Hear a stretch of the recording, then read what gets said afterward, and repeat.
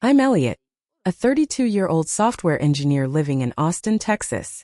My life was what some would call perfect.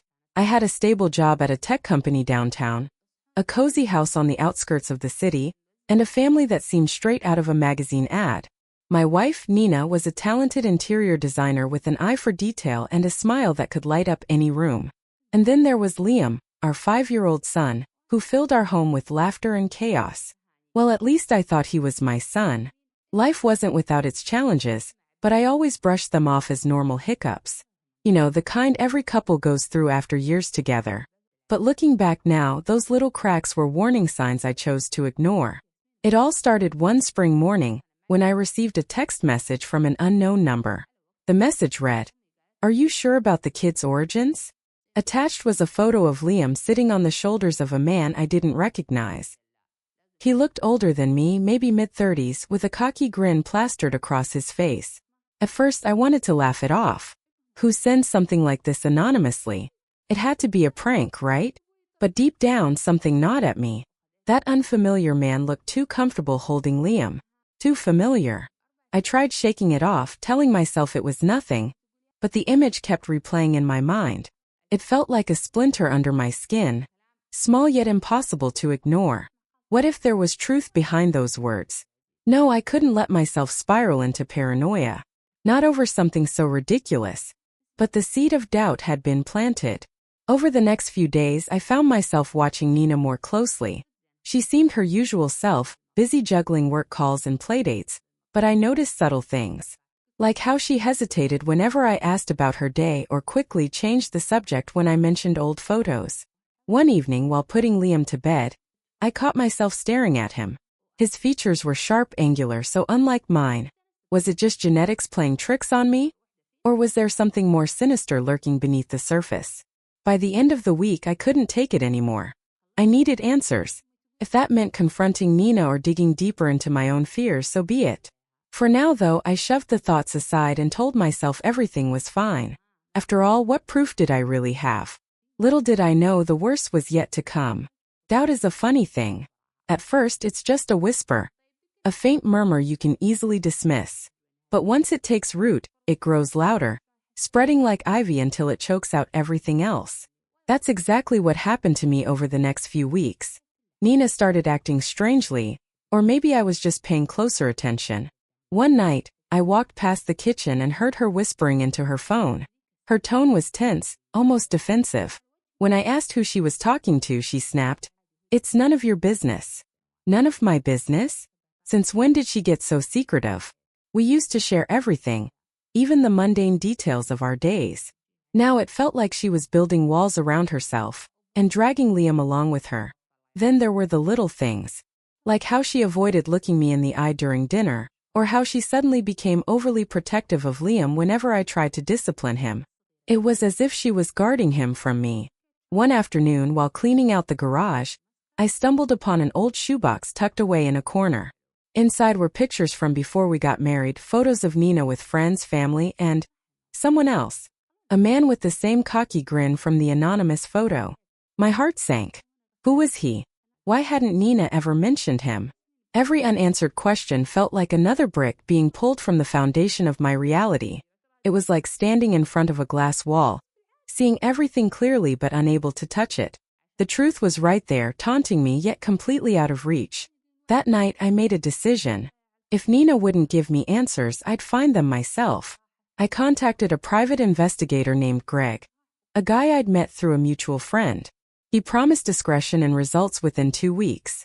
As I hung up the phone, I felt a mix of dread and determination. This was no longer just about curiosity, it was survival. Because if the worst-case scenario turned out to be true, I didn't know how I'd handle it. 2 weeks later, Greg called me into his office. His expression was grim, and I knew immediately that whatever he had to say wouldn't be good news. "The DNA test confirms it," he said, sliding a folder across the desk. "Liam isn't biologically related to you." The room spun. My chest tightened, making it hard to breathe. All this time, I'd been raising someone else's child. Someone else's son. But the bombshell didn't stop there. According to Greg's findings, the man in the photos, Caleb, was Liam's biological father. Worse still, Caleb and Nina had been in contact for months. Emails, texts, even secret meetups. They weren't just casual acquaintances. They were conspirators, weaving a web of lies that trapped me in the middle. I left Greg's office in a daze, clutching the folder like it might explode in my hands. How could Nina do this to me? To us? Didn't she care about the life we'd built together? When I confronted her that evening, she denied everything. "You're being paranoid," she spat, her voice trembling with anger. "Who told you these lies? Is this some kind of revenge fantasy because you're unhappy?" Her denial only fueled my fury. "Don't lie to me," I shouted, slamming the folder onto the table. "This proves it. Everything you've ever said to me has been a lie." For a moment she looked genuinely shocked.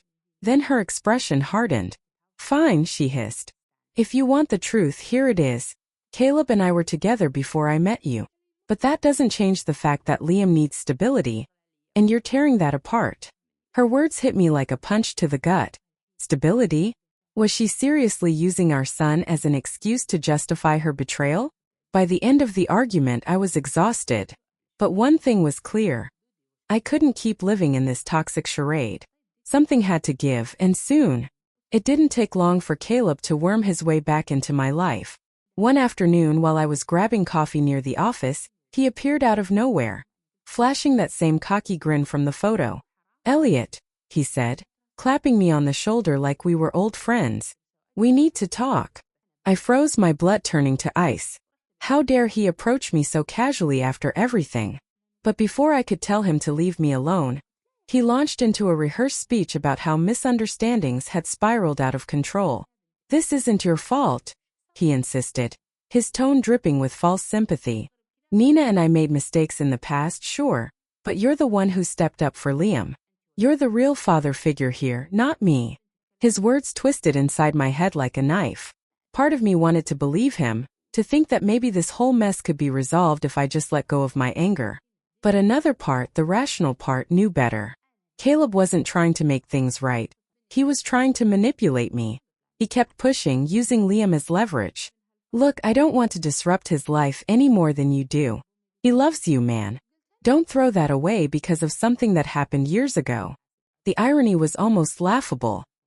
Here was the man who'd abandoned Nina and Liam when they needed him most, now pretending to care about stability. And yet, his words hit a nerve. What if pulling away from Liam caused more harm than good? By the time our conversation ended, I felt like I'd been dragged through emotional quicksand. Every instinct screamed at me to cut ties with both Caleb and Nina, but doubt lingered in the corners of my mind. Was I being selfish by refusing to forgive them? Or was I protecting myself from further pain? That night I lay awake staring at the ceiling, replaying Caleb's words over and over. For the first time I questioned whether I had the strength to keep fighting, or if giving up was the easier path. If Caleb's interference wasn't enough, Nina's parents decided to step in too. They showed up unannounced one evening, their faces stern and accusatory. "Elliot," her mother began, her voice sharp enough to cut glass, "we heard what's going on. Is it true you're threatening to leave Nina?" Her question caught me off guard.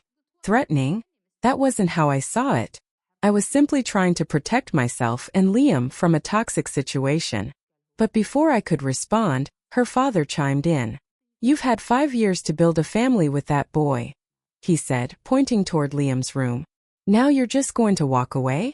Do you have any idea how much damage that'll cause?" Their words hit like punches, each one landing harder than the last. I tried explaining that this wasn't about abandoning Liam. It was about setting boundaries. But they wouldn't listen. To them, I was the villain, the one tearing apart their perfect little world. Nina stood silently in the corner, letting her parents berate me without lifting a finger to defend me. It was clear whose side she was on. Later that night, after her parents left, Nina turned to me with tears streaming down her face. "Why are you doing this to us?" she sobbed. "Don't you see how much Liam needs you? How much I need you?" Her words stung, not because they were true but because they were manipulative. She knew exactly which buttons to push to make me feel guilty. But guilt wasn't enough to change my mind. If anything, it hardened my resolve.